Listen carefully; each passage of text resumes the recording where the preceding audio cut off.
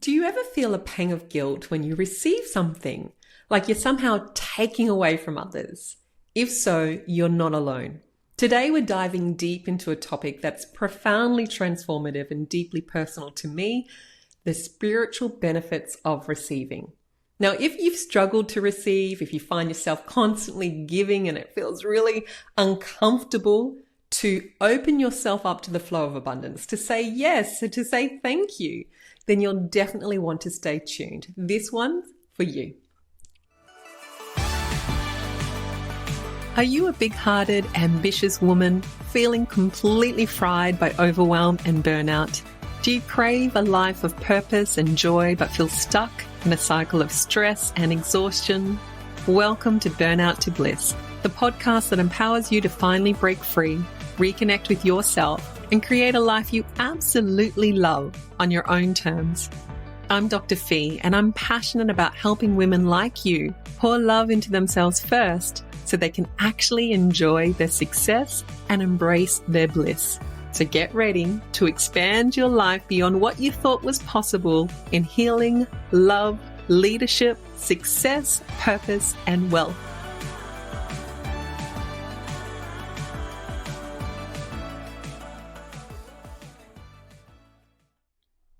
All my life, I have loved giving to others. There is so much joy in nurturing and helping and offering support and being of service. It made me feel wonderful, like I was truly living my purpose and making a difference in the world. But there came a moment when my children were really small and I was juggling all of these responsibilities. I was pouring my heart into my medical practice, my clients, countless projects, including this biannual Healing Forum event. I was running weekly donation-based meditation classes and, of course, taking care of my family. Now, this pattern of overgiving almost led me to hitting a wall again. Like I was utterly exhausted. I was running on fumes. And it was in that moment, amidst the chaos and the overwhelm, that I was struck by a bolt of inspiration, like a lightning flash of insight. The light was switched on. And I remember it so clearly. I was in my bedroom. I was ruminating. I was preoccupied with all the things that I had to get done. And I realized I was so focused on serving in the world, being great for others and giving, that I've forgotten to serve myself. I had been giving to be a good person, to be seen as charitable and kind, a good disciple of the divine. I had tied my value to this identity. And then I heard a voice and it said, Fee, you are the most important project to Amma, universal love. And it hit me hard. Like in that moment, it was like this massive shift in perspective. I could see what I wasn't able to see previously. And I realized I was actually kinking the hose of divine grace and providence in my life by seeing my own needs as less than the world's. I was here to serve all, but I hadn't realized that all included me. I was at the bottom of the list. Actually, I wasn't even on the list. Now, this realization sparked a profound shift in my perspective, as I said, and it initiated another layer, another expansion into deeper healing. And I began to pull the threads, like to unravel these patterns of self-sacrifice and other tendencies that contributed to my overwhelm, to burnout, this constant state of surviving, striving. And I started exploring the spiritual significance of receiving. After all, the Bible tells us to ask and receive. On a symbolic level, asking represents our willingness to acknowledge our needs and express them to the divine, to the universe. Receiving represents our openness to allowing those needs to be met. We don't have to fix it. We don't have to figure it out. We can trust in the abundance that is always available to us. It opens the doorway to deepen a loving connection with the divine, the source, universal love, whatever you call that. It's like flavors of the ice cream. I prefer salted caramel. You might be a bit more of a vanilla or a mint chocolate type gal. It's love. Universal, unconditional, limitless love. And that is truly the most sacred and most important priority in life, is to cultivate that deep, profound connection, to wake up to the truth of who we truly are, the wisdom of who we are, our power. Now, my beautiful, beloved guru, Sri Shakti Amma, she describes happiness and joy in a really beautifully simple way that supports why receiving is important on a soul level. Okay. Happiness, she describes, is when we get something we want or like, right? A problem is when we get something we don't want and we don't like.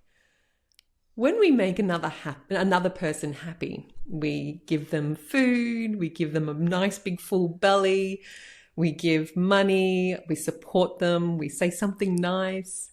They're happy, and it's felt in their soul, which in turn cultivates joy within the giver, within me, because of unity consciousness, meaning that part within them, their soul, is connected to that part within me, my soul, on a deep level, unity consciousness.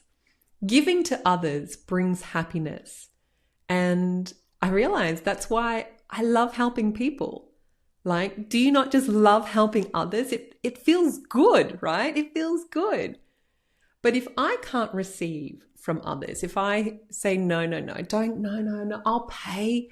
If I refuse their gifts, so I dismiss their compliments, push it to the side. If I reject their financial support, I say to mum and dad, no, don't help me out. I'm actually robbing them, generally the people I love the most, I'm robbing them of the opportunity to experience soul level joy. I'm disrupting the sacred flow. I'm kinking the hose. And that's why I always remind myself that receiving is great savor. Now, savor is a Sanskrit term meaning selfless service. I think it's a beautiful word. Just as charitable acts of giving money, giving your time, giving your intelligence, the things that you give to others, it's great savor. So too is being a gracious receiver. So I'm going to go through some of the deeper spiritual implications of receiving. I'm going to touch on it today. I'm going to invite you to notice which one really speaks to you.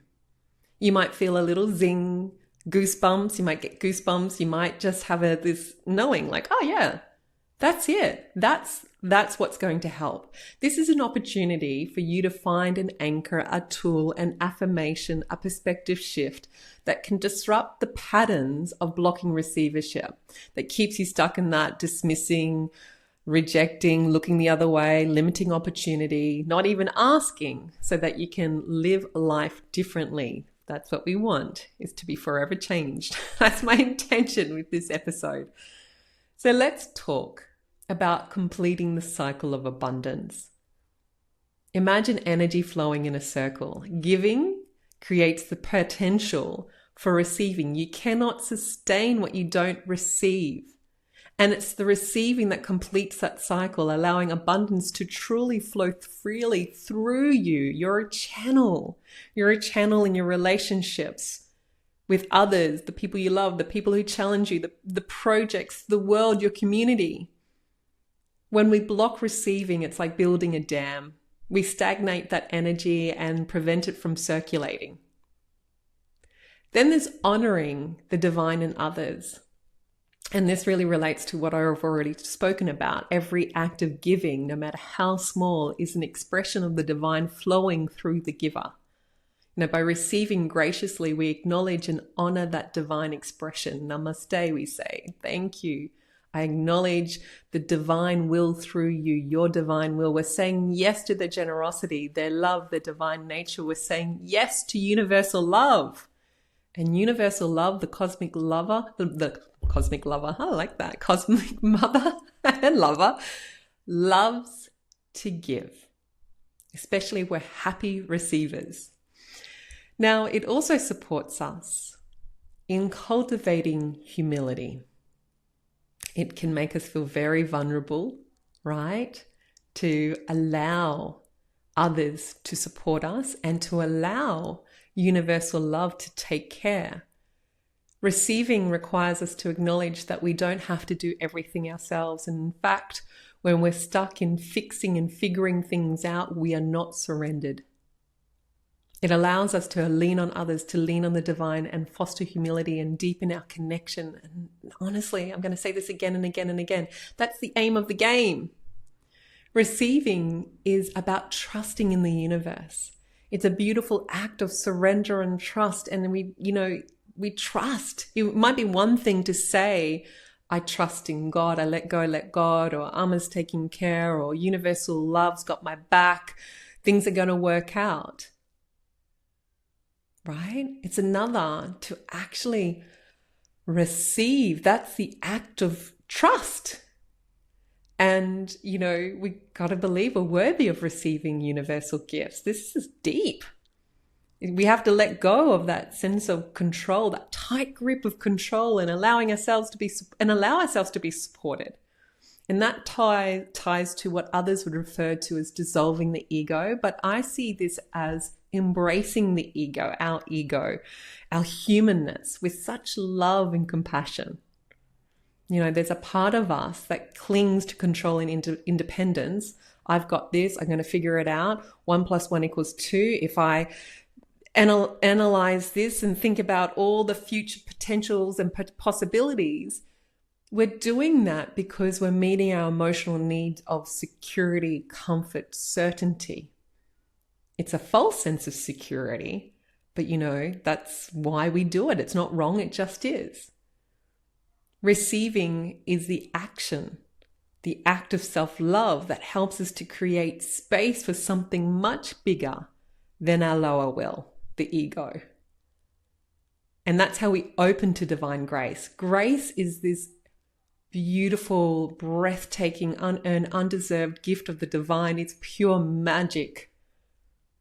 There's nothing better than divine grace. This is where we can align our prayers to. Do we want a bank balance full of money or a bank account full of divine grace? I'm going for divine grace. When we're open to receiving, we open ourselves to divine grace. There's power in this. We create a channel for grace to flow in our lives. And in my experience, there's nothing more breathtaking, heart-expanding, magnificent than that. If you've been on a spiritual path for some time like myself, you'll know how you shift your thinking around life challenges. You start to see them as these classrooms that are serving us. That too is divine grace, and how it supports us in cultivating unconditional love for ourselves. This is the process of us becoming more divine, our unconditionally loving nature.